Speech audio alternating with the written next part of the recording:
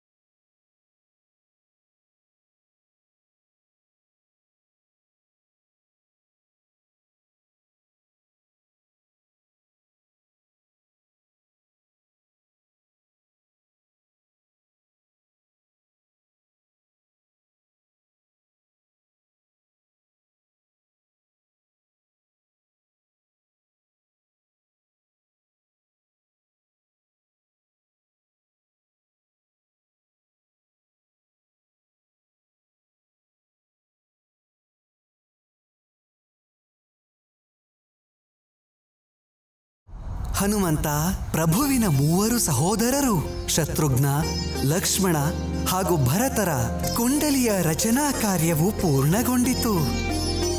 ಈಗ ಪ್ರಭುವಿನ ಜನ್ಮ ಕುಂಡಲಿಯ ವರ್ಣನೆ ಮಾಡಿ.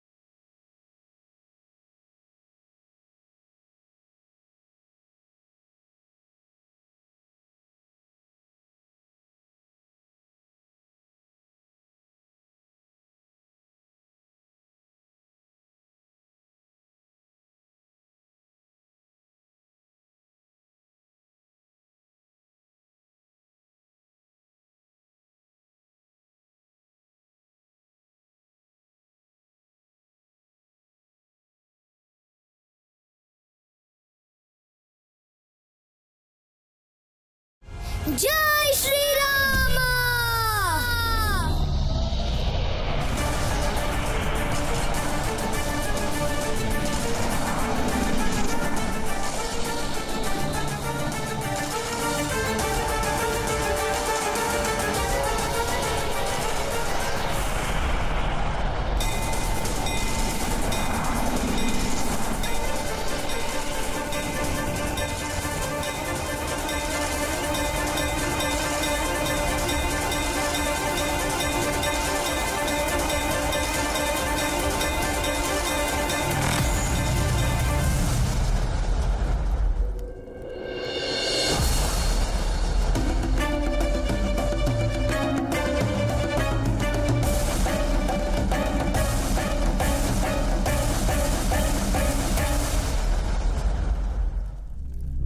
ರಾವಣನ ಪೂಜೆಗೆ ಅಡ್ಡಿಪಡಿಸುವ ದುಸ್ಸಾಹಸ ಮಾಡಿದವರಾರು ತಿಳಿದುಕೊಳ್ಳಿ.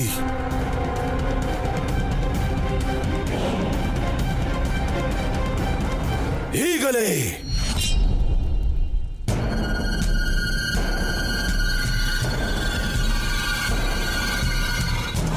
ಪುತ್ರ, ಖಂಡಿತವಾಗಿ ಒಬ್ಬ ವಿಷ್ಣು ಭಕ್ತ ಈ ರೀತಿ ನಿನ್ನನ್ನು ವಿರೋಧಿಸುತ್ತಿದ್ದಾನೆ. ವಿಷ್ಣು ಭಕ್ತ?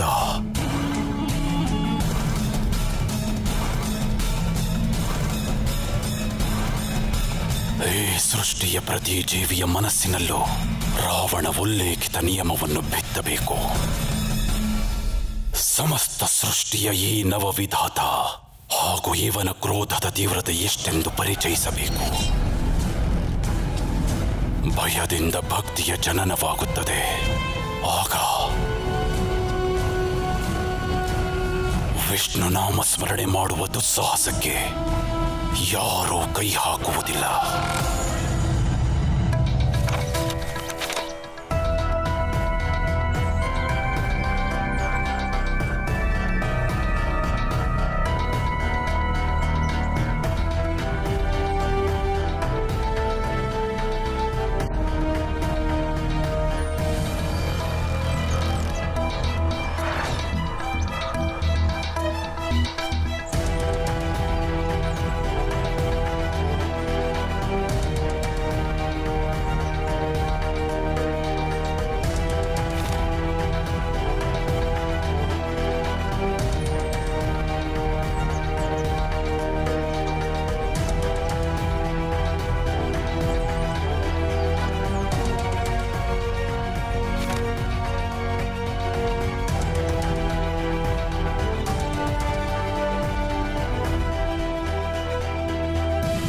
ನಾಲ್ಕು ರಾಜಕುಮಾರರ ಕುಂಡಲಿ ಬರೆದಾಗಿದೆ.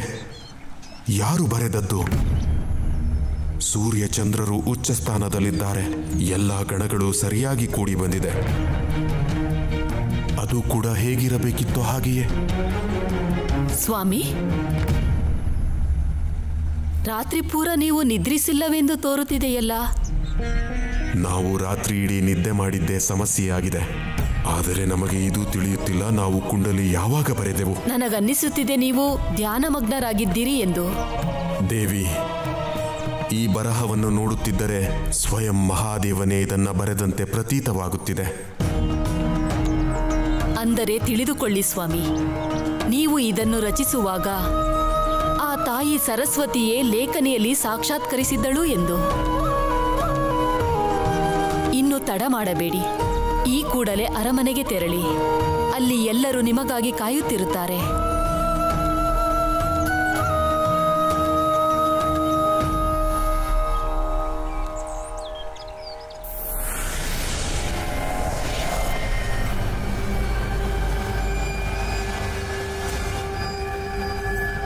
ಸೋದರ, ಇಂಥ ದಟ್ಟ ಅರಣ್ಯದಲ್ಲಿ ರಾಕ್ಷಸರೇ ಬದುಕಲು ಸಾಧ್ಯವಿಲ್ಲ. ಬೇರೆಯವರು ಹೇಗೆ ಬದುಕುತ್ತಾರೆ? ದಯಮಾಡಿ ವಿಷ್ಣು ಭಕ್ತರನ್ನು ಹುಡುಕುವ ಕಡೆ ನಿಮ್ಮ ಗಮನ ಕೊಡುತ್ತೀರಾ?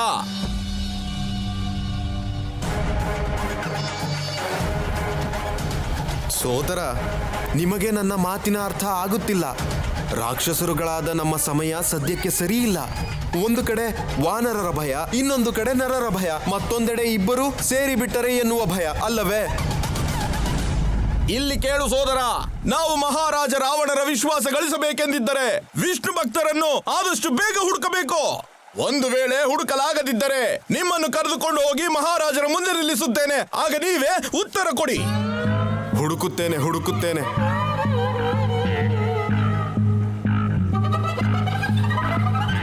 ಸೋದರ, ವಾಹನವನ್ನು ನಿಲ್ಲಿಸಿ. ಸೋದರ, ಇಲ್ಲಿ ಈಗ ಸ್ವಲ್ಪ ವಿಶ್ರಾಂತಿ ತೆಗೆದುಕೊಳ್ಳೋಣ. ಕೆಳಗಿಳಿಸಿ, ವಾಹನವನ್ನು ಇಳಿಸಿ.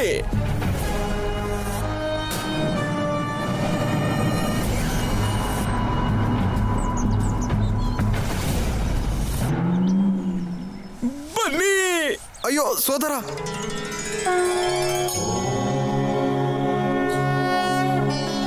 ಓಂ ಶ್ರೀ ವಿಷ್ಣವೇ ನಮಃ. ಓಂ ಶ್ರೀ ವಿಷ್ಣವೇ ನಮಃ. ಓಂ ಶ್ರೀ ವಿಷ್ಣವೇ ನಮಃ. ಓಂ ಶ್ರೀ ವಿಷ್ಣವೇ ನಮಃ. ಸ್ವಾಮಿ, ಯಾರಿದು ಈ ತೇಜಸ್ವಿ ಕನ್ಯೆ? ಯಾವುದೇ ಭಯವಿಲ್ಲದೆ ವಿಷ್ಣು ಭಕ್ತಿಯಲ್ಲಿ ಲೀನಳಾಗಿದ್ದಾಳೆ. ಓಂ ಶ್ರೀ ವಿಷ್ಣವೇ ನಮಃ. ಶ್ರೀಹರಿ ವಿಷ್ಣುವಿನ ಪರಮ ಭಕ್ತೆ ದೇವಿ ವೇದವತಿ. ವೇದವತಿ,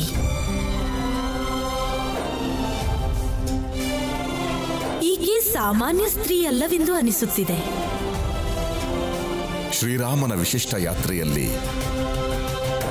ಪ್ರಭುವಿನ ಸಂಗಾತಿಯಾಗಿ ಅಧರ್ಮವನ್ನು ನಾಶಪಡಿಸಲು ದೇವಿ ವೇದವತಿ ಜೊತೆಯಲ್ಲಿರುತ್ತಾಳೆ. ಅಂದರೆ ವಿಷ್ಣುವಿನ ಅವತಾರದ ದಿವ್ಯ ಲೀಲೆಯಲ್ಲಿ ದೇವಿ ವೇದವತಿ ತಾನೇ ಸೀತೆಯ ರೂಪ ತಾಳುತ್ತಾಳೆ. ರಾಮ ಶ್ರೀರಾಮ ಶ್ರೀರಾಮ ಜಯ ಜಯ ರಾಮ. ರಾಮ ಶ್ರೀರಾಮ ಶ್ರೀರಾಮ ಜಯ ಜಯ ರಾಮ. ಸೋದರ, ನಿಮಗೆ ಹೇಗೆ ಗೊತ್ತು ವಿಷ್ಣು ಭಕ್ತರು ಇಲ್ಲೇ ಇರುವರೆಂದು?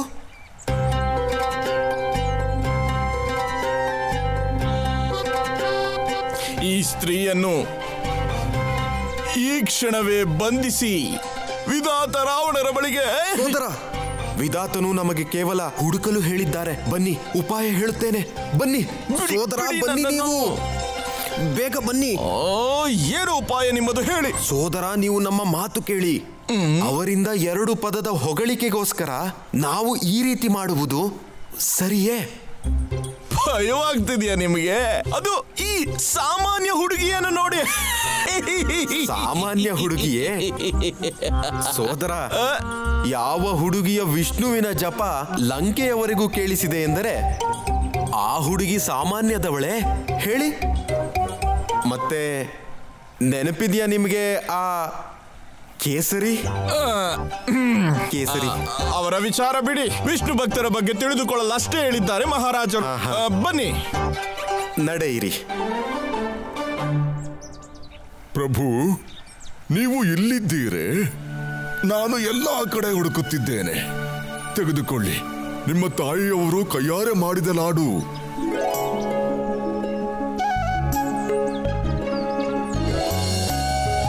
ಲಾಡು? ಪ್ರಭು, ದೇವಿ ಅಂಜನಿಯವರು ತಮ್ಮ ಕೈಯಾರೆ ತಯಾರಿಸಿದ ಲಾಡು.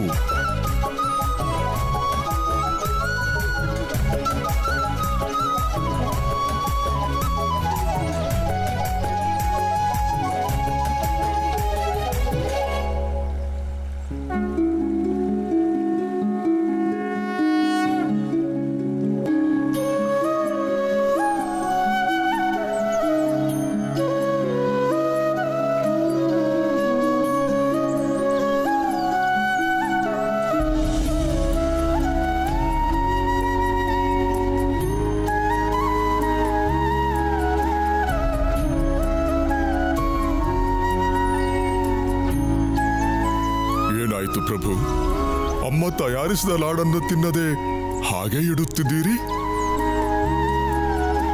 ನಿಮ್ಗೆ ಹೇಗೆ ಹೇಳೋದು ತಾತ? ಮೊದಲು ಈ ಲಾಡುಗಳನ್ನ ನಾವು ನಮ್ಮ ಆರಾಧ್ಯ ದೇವರು ಕೊಡಬೇಕು.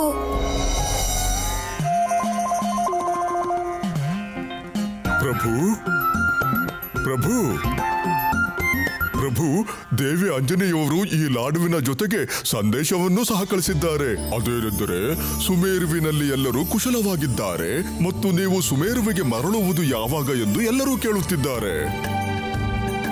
ಪ್ರಭು, ನಮ್ಮ ಪ್ರಕಾರ ನಾವಿಲ್ಲಿಗೆ ಬಂದ ಕಾರ್ಯಗಳೆಲ್ಲವೂ ಸಫಲವಾದಂತಾಗಿದೆ. ಇನ್ನು ನಾವು ಹೊರಡಬಹುದಲ್ಲವೇ ಪ್ರಭು? ಇಲ್ಲ ಇಲ್ಲ ತಾತ, ಇನ್ನ ಪ್ರಭುಗಳು ಈಗಷ್ಟೇ ಜನಿಸಿದರೆ. ಇನ್ನು ಪ್ರಭುಗಳ ನಾಮಕರಣ ಕಾರ್ಯ ಕೂಡ ಆಗಿಲ್ಲ. ನಾವಿಲ್ಲಿ ಕುಶಲವಾಗಿದ್ದೀವಿ ಅಂತ ಅಮ್ಮಂಗೆ ಸಂದೇಶವನ್ನ ಕಳಿಸ್ಬಿಡಿ.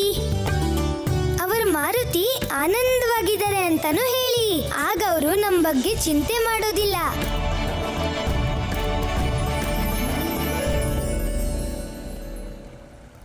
ಸರಿ ತಾತ, ನಾವಿನ್ನ ಹೊರಡ್ತೀವಿ. ಪ್ರಭು, ಪ್ರಭು, ನೀವು ನಿಮ್ಮ ಆರಾಧ್ಯರ ಭಕ್ತಿಯಲ್ಲಿ ತಲ್ಲೀನರಾಗಿದ್ದೀರ. ಆದರೆ ಅಲ್ಲಿ ದೇವಿ ಆಂಜನೇಯವರು ನಿಮ್ಮದೇ ಚಿಂತೆಯಲ್ಲಿರುತ್ತಾರೆ. ಆ ಸುಂದರ ಹುಡುಗಿ ವಿಷ್ಣುವಿನ ಪೂಜೆ ಮಾಡುತ್ತಿದ್ದಳು ಲಂಕೇಶ. ಎಂತಹ ಸುಂದರಿ ಎಂದರೆ ಯಾವ ಪುರುಷನಾದರೂ ಅವಳ ಸೌಂದರ್ಯವನ್ನು ನೋಡಿ ಮಂತ್ರಮುಗ್ಧನಾಗುತ್ತಾನೆ.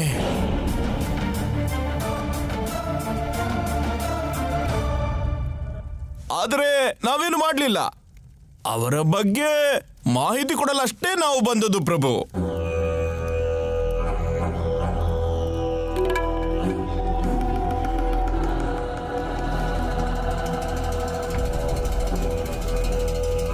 ಸ್ತ್ರೀಯರನ್ನು ನಾವು ಗೌರವಿಸುತ್ತೇವೆ ಪ್ರಭು.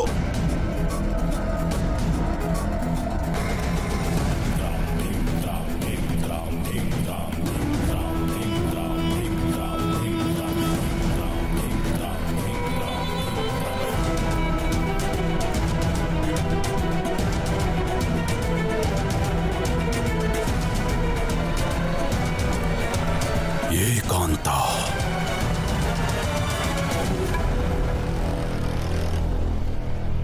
ಸುಂದರಿ, ಸುಂದರಿ ಎಂದರೆ ಅದು ದೇವಿ ವೇದವತಿ ಮಾತ್ರ.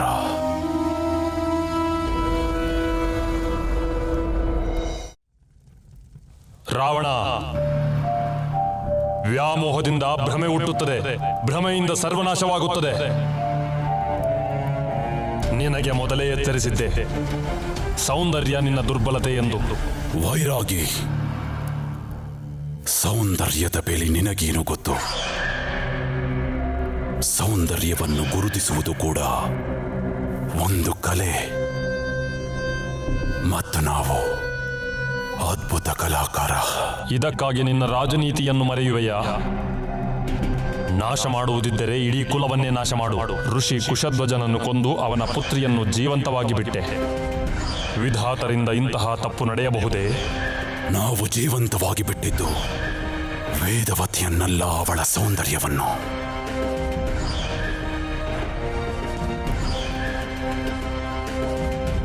ನಾವು ನಮ್ಮ ಪ್ರೇಮವನ್ನು ಅವಳಿಗೆ ಅರ್ಪಿಸಲು ಮನಸ್ಸು ಮಾಡಿದ್ದೆವು.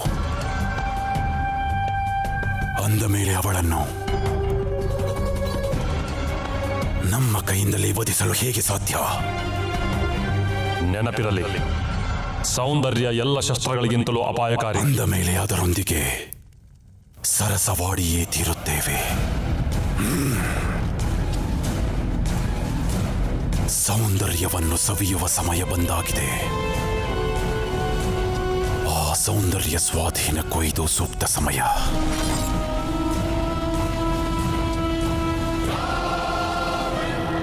ವಿಷ್ಣುವನ್ನು ಜಪಿಸುವ ಸಮಯ ಮುಗಿಯಿತು ವೇದವತಿ. ವಿಧಾತ ರಾವಣರನ್ನು ಪ್ರೇಮಿಸುವ ಸಮಯವಿದು. ಇದು ನಿನ್ನ ಭಾಗ್ಯ ವೇದವತಿ.